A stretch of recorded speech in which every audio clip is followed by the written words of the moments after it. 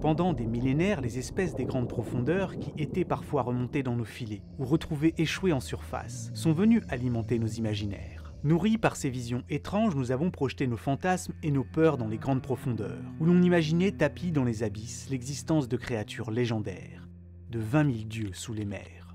Aujourd'hui, sirènes, kraken, léviathans ou serpents de mer, tous les monstres de nos imaginaires ont été rejoints dans les abîmes, par une réalité qui a fini par rattraper la fiction.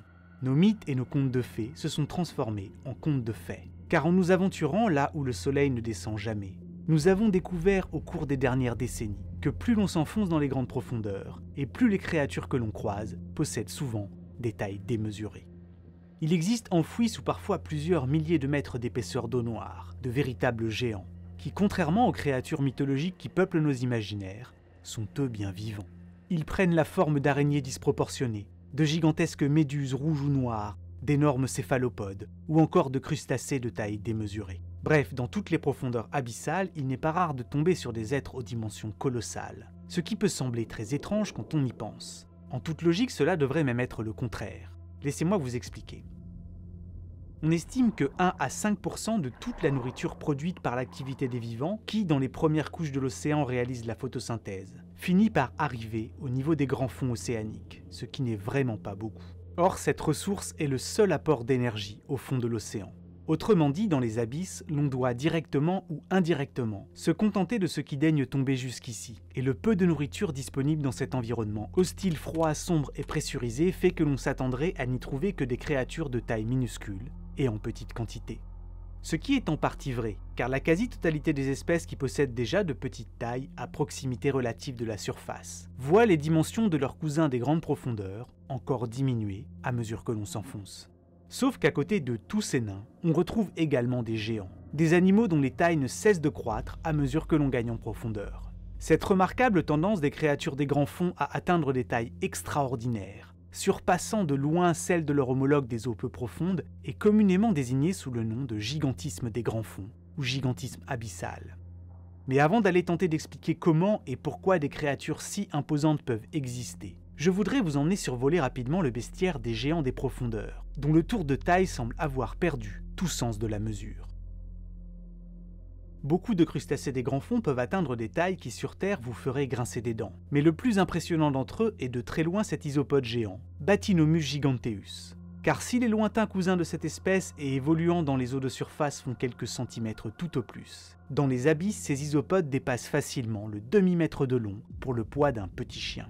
Autrement dit, il n'est pas rare de croiser sous plusieurs kilomètres d'épaisseur d'eau noire des crustacés dépigmentés qui sont de véritables visions de cauchemar. Quant à cette autre variété de crustacés de type amphipode, observée par 5000 mètres de fond en train de se gaver des cadavres de poissons que l'on a descendus au sein d'une fosse abyssale pour les appâter et les étudier, ils dépassent souvent la trentaine de centimètres de long. Dans cette débauche de gigantisme, les araignées de mer ne sont pas en reste. Celles dites colossales que vous voyez passer à proximité d'un rover autonome en train de faire un peu de manutention par 2644 mètres de fond précisément, possèdent des pattes dont l'envergure atteint près de 70 cm. Sans autre échelle pour se figurer la taille de ce que l'on observe que les lasers utilisés par les rovers, il est souvent difficile de prendre instantanément la pleine mesure de l'énormité de certaines créatures que l'on croise. Ainsi, cette méduse rouge découverte par les équipes de l'Institut Mbari, évoluant à près de 2000 mètres de profondeur, est baptisée Tiburonia, est immense. Avec son ombrelle de près de 3/4 de mètre, elle est l'une des plus grandes méduses de notre planète. Quant à cette fascinante espèce de méduse noire d'aspect fantomatique, elle aussi immortalisée par un des sous-marins de l'Institut Mbari à près de 1000 mètres de profondeur. Avec son ombrelle de près de 3/4 de mètre, elle est l'une des plus grandes méduses connues. Cette pieuvre à 7 bras est-elle l'une des plus grandes espèces connues de pieuvres à ce jour, et passe vraisemblablement toute son existence d'adulte à dériver aux alentours des 1000 mètres de profondeur. Et alors qu'elle avoisine les 4 mètres de long pour un poids estimé à près de 75 kg, elle n'a été observée que 3 fois au cours des 30 dernières années par les équipes de l'Institut Mbari. Et parmi les géants des grands fonds, l'on retrouve également quantité d'espèces de calamars, tels que le très rarement observé calamar colossal, un mastodonte de 700 kg, dépassant les 15 mètres de long et qui, non content d'être le plus grand invertébré de toute la planète, possède également les plus grands yeux du règne animal.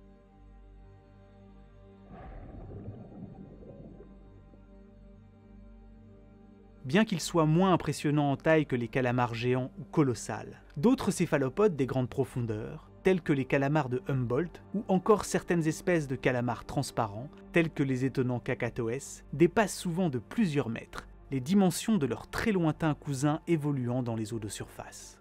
Parfois, certaines espèces géantes évoluant dans les abysses, telles que le calamar à grande nageoire, Maniapina, sont sans équivalence en surface. Lorsque l'on capture à l'image cette étrange créature en train de dériver à proximité du fond, sans avoir de référence visuelle, sans échelle, on peine à en saisir l'extraordinaire dimension. Songez que ce calamar, ici surpris à environ 4000 mètres de fond, possède des tentacules de 8 mètres de long, qu'il laisse dériver en dessous de sa tête, tel un filet de pêche en quête de zooplancton. Quant à cette étrange créature éthérée que vous êtes en train d'observer, et dont le corps à l'aspect de spaghettis géantes s'est enroulé en spirale, c'est un siphonophore géant qui, une fois déroulé, doit vraisemblablement avoisiner les 50 mètres. Si bien que cet organisme, 2 fois plus long que ne l'est une baleine bleue, possède une taille si phénoménale qu'il peut prétendre au titre d'animal le plus grand du monde. Et au milieu de cette photo de famille regroupant les plus emblématiques des géants, on retrouve même quelques vertébrés, tels que des anguilles, des requins ou des raies, dont les pastenagues, évoluant à plus de 300 mètres de profondeur, avoisinent généralement les 3 mètres de long pour 1,30 m d'envergure. Bref, on pourrait continuer la liste encore longtemps. Alors, comment expliquer cette surenchère de gigantisme? Pourquoi, parmi les milliers d'espèces d'isopodes connues à travers le monde, la plus imposante d'entre elles est précisément celle évoluant aux très grandes profondeurs, dans un environnement froid, sombre, et où la nourriture est extrêmement rare et la pression effarante? Commençons déjà par démonter une idée reçue. Bien que la pression qui règne dans les abysses nous semble terrifiante, elle ne constitue pas réellement un problème pour ceux qui la subissent et ont su s'y adapter. Les poissons les plus profonds que l'on ait découverts, les poissons limaces, ont par exemple été aperçus jusqu'à des profondeurs de l'ordre de 8300 mètres, là où la pression de l'eau est près de 830 fois supérieure à celle de la surface. Si le fait qu'à mesure que l'on s'enfonce, tous les 10 mètres d'eau supplémentaires qui vous surplombent, c'est le poids total de l'ensemble de l'atmosphère qui vient s'ajouter en termes de pression sur vos épaules, n'est pas un problème pour ces poissons, et plus généralement pour tous ceux qui évoluent ici, c'est que tous ces organismes vivants sont majoritairement constitués d'eau, un liquide incompressible. D'ailleurs, évoluer dans un liquide est même plutôt un avantage, un facilitateur pour atteindre des tailles imposantes. Car que vous soyez proche de la surface ou aux grandes profondeurs, si vous êtes massif, à être plongé dans l'eau, vous n'avez que partiellement besoin de porter votre énorme carcasse, la poussée d'Archimède se chargeant pour vous de compenser, comme contrebalancer la force de gravité. Et pour peu que vous ayez une flottabilité neutre, vous n'avez que peu d'efforts à faire pour vous déplacer. Et voilà qu'il est possible d'atteindre dans l'eau des dimensions proprement inenvisageables sur la terre ferme. Ok, donc la flottabilité permet de mettre en lumière comment les habitants des grandes profondeurs font pour, disons, ne pas s'effondrer sous leur propre poids. D'ailleurs, un isopode d'un demi-mètre ne tiendrait pas longtemps sur ses pattes en surface. Mais cela ne nous dit absolument pas pourquoi posséder une grande taille dans les abysses semble être un avantage. Qu'est-ce qui pousse un si grand nombre d'organismes à devenir si énormes dans un environnement où il y a si peu à manger? Cette question, la communauté scientifique se l'est longtemps posée. Et pour tenter d'y répondre, de nombreuses pistes et explications, parfois concurrentes, ont été explorées. Certaines d'entre elles s'écharpant comme le feraient 2 espèces abyssales luttant pour leur survie en tentant de s'emparer d'un maigre butin.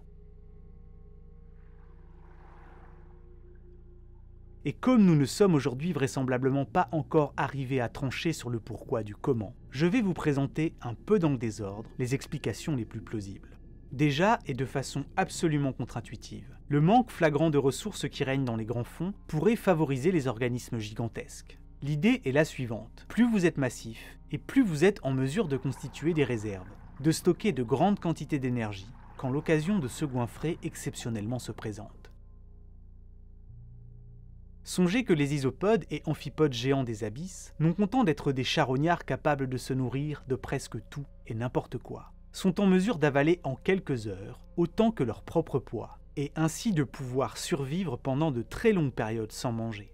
En captivité, on a pu observer, après les avoir laissés se nourrir jusqu'à n'en plus pouvoir, des individus jeûner pendant plusieurs mois, et ne vivant donc que sur les réserves qu'ils avaient réussi à constituer. Autre exemple, les impressionnants requins du Groenland qui évoluent à plus de 2000 mètres de profondeur dans les eaux froides de l'Atlantique Nord et peuvent atteindre près de 7 mètres pour une masse d'1,5 tonne, semblent être eux aussi passés maîtres dans l'art de stocker de l'énergie. En effet, on pense que les plus imposants d'entre eux peuvent mettre dans leur gigantesque estomac plusieurs centaines de kilos de nourriture à la fois. Nourriture qu'ils transforment en graisse mobilisable sur des temps longs, afin de leur permettre de parcourir de grandes distances au-dessus des grands fonds. Un avantage indéniable quand on sait que dans ces profondeurs affamées, ce sont souvent plusieurs mois de famine qui s'écoulent entre 2 repas, et que les plus intéressants d'entre eux sont la chute de cadavres de baleines ou d'autres animaux imposants vivant dans les couches d'eau supérieures, et qui, lorsqu'ils meurent, finissent la plupart du temps par couler au fond de l'océan. Dès lors, les requins ayant mis la main sur ces véritables trésors vont s'engouinfrer jusqu'à pratiquement en déborder, et ainsi avoir suffisamment d'énergie et de réserve pour pouvoir attendre et ensuite atteindre la carcasse salvatrice d'un nouveau mort, dont ils vont pouvoir détecter l'arrivée au fond de l'océan grâce à leur odorat particulièrement développé, qui leur permet à grande distance d'identifier la présence d'importantes quantités de matière organique en décomposition. De la même manière, les crustacés géants des grandes profondeurs sont dotés d'antennes leur permettant de capter l'odeur des corps en putréfaction, et d'ainsi parcourir les grands fonds à la recherche de carcasses de poissons. Et lorsque l'occasion de passer à table se présente, ces crustacés ingurgitent autant de chair que possible, si bien que lorsque l'on descend dans les abysses des appâts afin d'attirer ces immenses crustacés pour les étudier, il ne faut souvent patienter que quelques heures avant que toutes les chairs ne disparaissent, emportées par ces charognards affamés. Et puis, avoir un corps imposant est également un moyen efficace de conserver son énergie. Car plus l'on est massif, et plus le rapport entre la surface du corps et son volume est petit. Autrement dit, plus l'on est gros, et moins la proportion de notre corps en contact avec le milieu extérieur est important. Ce qui fait que, toute proportion gardée, il faut dépenser moins d'énergie pour conserver sa chaleur. On appelle ça la loi de Kleber. Et voilà pourquoi un poisson 100 fois plus lourd qu'un autre ne consomme en moyenne que quelques 30 fois plus d'énergie. Quand on songe que dans l'océan profond, la température de l'eau tutoie celle du point de congélation, on voit tout de suite l'intérêt qu'il y a à prendre beaucoup de masse quand on le peut. À ceci s'ajoute le fait que les animaux les plus gros ont également des métabolismes plus lents que ceux de petite taille, et ce fonctionnement considérablement ralenti allonge leur durée de vie. Ainsi, l'âge d'un requin du Groenland malencontreusement pêché a pu être estimé à près de 400 ans. Les géants des abysses vivent donc globalement plus longtemps, et de cette longévité découle une explication complémentaire à la loi de Kleber. Beaucoup des espèces dont nous avons parlé semblent croître lentement et continuellement tout au long de leur existence. Or, dans les environnements clairsemés où ces géants évoluent, croiser de potentiels prédateurs est déjà en soi un petit événement. Et une fois arrivés à l'âge adulte, les risques de se retrouver nez à nez avec une créature ayant suffisamment d'énergie à dépenser pour vous attaquer, sans être certain du résultat, sont extrêmement rares. Les calamars géants et colossaux n'ont par exemple en tout et pour tout qu'un seul prédateur connu à l'échelle de la planète entière, le cachalot. Ainsi, on dit que la pression de prédation est ici très faible et les individus les plus vieux atteignent donc des tailles considérables. Le souci, c'est que la loi de Kleber ne permet pas d'expliquer pourquoi l'on retrouve par endroits dans les grandes profondeurs des éponges carnivores proprement gigantesques. Ces animaux à l'apparence de plantes, qui restent figés toute leur existence au sol, à se nourrir des particules organiques dérivant continuellement dans le courant, n'ont aucunement besoin de stocker de l'énergie pour couvrir de grandes distances. Et pourtant, on connaît des éponges aussi grandes qu'une petite camionnette. Celle-ci, immortalisée par les équipes de la NOAA, à une profondeur de précisément 2134 mètres au large d'Hawaï, est longue de 3,50 m et haute de plus de 2, sans que l'on sache véritablement l'avantage qu'elle en tire. Aux lois de Kleber viennent s'ajouter celles dites de Bergman, qui proposent d'expliquer le gigantisme abyssal par d'autres facteurs. On a en effet remarqué que de manière générale, presque tous les animaux marins ont tendance à augmenter en taille à mesure que la température de leur milieu diminue. Et au sein d'un même groupe, les espèces les plus grandes se retrouvent le plus souvent dans les environnements les plus froids, tandis que les plus petites évoluent dans les régions les plus chaudes. Par exemple, les manchots qui vivent dans les conditions plutôt tempérées des îles Galapagos pèsent autour de 2 kg, tandis que ceux du sud de l'Argentine, qui évoluent dans une région plus froide, affichent quelques 5 kg sur la balance, et que les espèces qui se sont adaptées aux conditions extrêmement froides de l'Antarctique dépassent, elles, régulièrement les 40 kg. Et cette explication est cohérente avec le gigantisme abyssal, étant donné que dans pratiquement tous les océans du globe, passé quelques centaines de mètres de profondeur, la température se stabilise autour de 4 degrés. Au niveau des régions polaires, là où les eaux de surface peuvent atteindre des températures que l'on ne retrouve ailleurs dans le monde qu'à grande profondeur, on observe même des formes de gigantisme à quelques mètres seulement sous l'écume des vagues. En effet, dans les faibles profondeurs des océans arctiques et antarctiques, bon nombre d'animaux tels que les éponges ou les crinoïdes sont plus imposants que leurs homologues évoluant aux mêmes profondeurs, à quelques milliers de kilomètres de là, dans des eaux chaudes. Ainsi, tandis que les araignées de mer que l'on peut croiser dans les régions polaires peuvent facilement atteindre le demi-mètre de large, ailleurs dans le monde, à des profondeurs équivalentes, la même espèce sera pratiquement imperceptible à l'œil nu. Et je me dois de vous glisser là, comme ça, que ces araignées de mer possèdent un tronc si petit que certains de leurs organes s'étendent dans leurs jambes. Vous en faites ce que vous voulez. Maintenant, prenez une grande inspiration, car en parallèle de la température, les taux d'oxygène disponibles dans l'eau sont probablement également au cœur de l'explication de l'apparition de ces titans. En effet, à volume équivalent, les eaux froides sont presque toujours plus riches en oxygène dissous que les eaux chaudes, car au sein de ces dernières, la vitesse des molécules permet à l'oxygène de s'échapper plus facilement. Et ce faisant, les eaux glacées permettent d'oxygéner des organismes beaucoup plus imposants. Ainsi, dans les eaux polaires, les animaux les plus gros sont en quelque sorte doublement avantagés, car leur métabolisme plus lent fait qu'ils ont besoin de moins d'oxygène par unité de masse que des organismes plus petits, tandis qu'en parallèle, il est plus facile pour eux d'y accéder. Combo. Bon, après, aux très grandes profondeurs, c'est un peu différent, car la pression qui vient mettre son grain de sel dans les eaux glacées, et les taux d'oxygène disponibles dépendent également des conditions qui régnaient en surface, avant que ces eaux ne plongent. Mais dans les grandes lignes, la logique est la même. Le gigantisme abyssal y serait une adaptation permettant de tirer profit des faibles taux d'oxygène disponibles dans ces régions hostiles et froides. Ce qui est assez triste dans cette histoire, c'est que si l'hypothèse température-oxygène est la bonne, ou disons fait partie de l'explication, alors les géants des régions polaires et dans une moindre mesure ceux des grandes profondeurs pourraient rapidement décliner. Car avec le réchauffement des eaux de surface et la fonte des glaces, dans les régions polaires, les taux d'oxygène disponibles en mer risquent de chuter en flèche et les vivants de dimensions imposantes finir par disparaître. Aux lois de Kléber et de Bergman viennent également s'ajouter le fait que tous ces animaux anormalement grands, qu'ils évoluent près de la surface dans les régions polaires ou dans les abysses, sont tous pratiquement isolés du reste du monde, comme le sont ceux vivant sur une île éloignée de plusieurs milliers de kilomètres des continents. En Antarctique, par exemple, les espèces qui se sont adaptées aux conditions si particulières régnant sur le plateau continental sont en quelque sorte isolées depuis des millions d'années de leur homologue de pleine mer, par le puissant courant circumpolaire qui enserre et ceinture le 6e continent, en le rendant extrêmement difficile d'accès pour les animaux marins qui n'y sont pas adaptés. Et cet isolement pourrait, avec le temps, avoir en quelque sorte redistribué les cartes disponibles, en créant de nouveaux rapports de force, de nouveaux équilibres. Les régions polaires comme celles des abysses auraient, un peu à l'écart du monde, favorisé l'émergence d'espèces spécialisées. Et parmi la grande variété de traits permettant d'augmenter ses chances de survie, celui de posséder une taille démesurée aurait prospéré. Car à l'inverse des îles isolées, où, contraints par les ressources limitées qu'offre leur territoire, les animaux finissent globalement avec le temps par voir leur taille diminuer. Ceux évoluant dans les eaux polaires comme dans les abysses sont libres de parcourir de grandes distances pour trouver de quoi se nourrir dans un univers totalement dépourvu de frontières. Et sur ce, je pense qu'il faut ouvrir une toute petite parenthèse, pour éviter qu'à la suite de cet épisode, vos esprits imbibés par la vue de tous ces géants des abysses n'en viennent à se représenter toutes les créatures rôdant dans les grandes profondeurs comme gigantesques. Il faut toujours garder en tête que la plupart des habitants des grands fonds ne dépassent pas les quelques centimètres de long. Par exemple, les très photogéniques diables noirs que l'on croise fréquemment entre 1000 et 4000 mètres, et qui, avec leur peau d'un noir d'encre et leur leurre lumineux vissé entre les deux yeux, sont pratiquement devenus synonymes de monstres des grandes profondeurs, tant ils ont été montrés dans les reportages sur les abysses, sont par exemple relativement modestes en taille, ne dépassant que très rarement les 20 cm.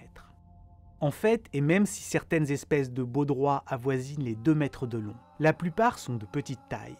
Le spécimen que vous voyez actuellement fuir devant les feux des projecteurs de l'un des rovers autonomes de l'Institut Mbari est à peine plus grand qu'un bébé chat. Bref, qu'ils soient petits ou grands, tous les animaux évoluant aux grandes profondeurs ont ceci de supérieur à ceux vivant dans nos mythes qu'ils existent vraiment.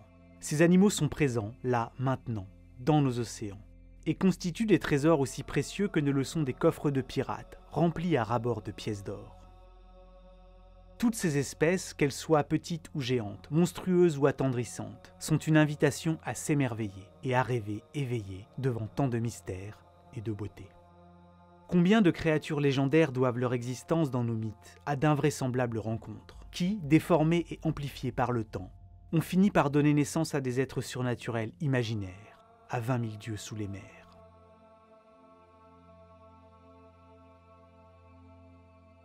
Comment ne pas imaginer que les récits d'aventures des navigateurs ou des pêcheurs ayant croisé l'impressionnant Régalèque ne soient à l'origine des mythes du grand serpent de mer?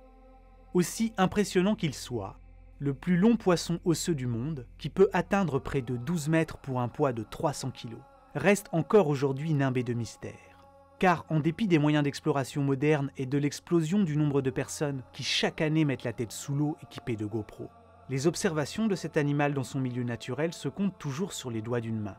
Dans cette vidéo capturée par un rover de l'Université de Louisiane, dans le golfe du Mexique, on a exceptionnellement pu en observer un dans l'océan profond. Mais alors que Régalèque passe toute son existence en pleine mer, entre 100 et 1000 mètres de profondeur, la quasi-totalité des spécimens observés vivants l'ont été à proximité de la surface, vraisemblablement poussés à y remonter contre leur gré, par la force d'un courant mal géré, ou après s'être perdus, car malades ou s'étant blessés.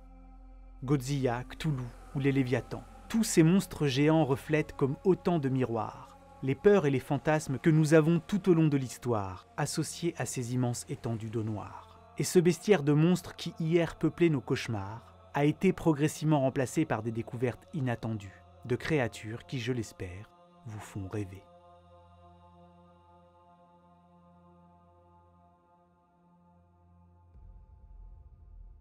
Si cet épisode vous a plu, pensez à le partager et à vous abonner. Vous pouvez aussi me soutenir sur Tipeee et retrouver des formats inversement proportionnels en longueur à l'espérance de vie d'un requin du Groenland sur mon Instagram.